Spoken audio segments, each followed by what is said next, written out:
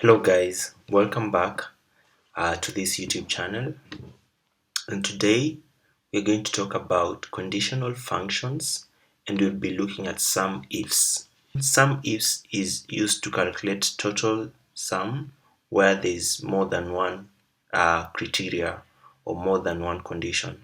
So to get started, as always, you start with an equal sign. And we're doing our calculation in cell D21, and then I'll type in SUMIFS. So I'll type in SUMIFS there, and then the first thing to do, now this is very interesting, and if you've used this formula before, when using SUMIF, you start with a criteria range, but when you're using SUMIFS, you start with sum range, so they kind of interchange. And it's really important for you to take note of that in future. So if you're using SUMIFS, sum range will come first, and this is the sum range from column D6 to D18. And then when we're using SUMIF, you start with criteria range, which can either be column C or B. So for us, we're going to use sum range from column D. So our sum range will start from D7 all the way to D18, and then I separate it with a comma. After adding sum range, the next thing to do is to add the criteria range. So we'll start with the first criteria, which is actually the fruit itself. So again, it will start from B7 all the way to B18, and then you put comma.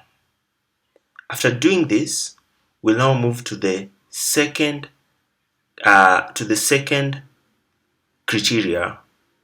So we've put criteria 1, and now the criteria itself will be down here to look at what type of fruit it is, which is actually B21. And then I add comma.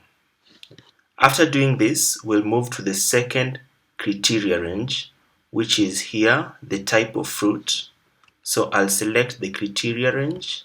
We have different type of fruit from Fuji, Florida, all the way C7 to C18. And then you put comma, and then the criteria itself would be C21. So C21 is right here. You should be able to see it. C21, that's where we have the next criteria, and then I close the bracket. Once I do that, I click enter, and right now I've managed to use successfully SUMIFS function for this case. And as you can see, we have the drop down where we put oranges, and this type of oranges, Florida itself, the total sum is actually 20. I can actually change and look for other fruits. For example, apples. You see apples, we don't have Florida type, but we have Fuji. So I'll just come here and change and say apples, Fuji. We have 50 of them. So it's really important for you to learn how to use SUMIF, SUMIFS, and also SUMIF. So that you can know the difference and know where to apply. So thank you guys once again for watching this video. I hope you've enjoyed the video, and please don't forget to leave a comment and subscribe to this video. Thank you.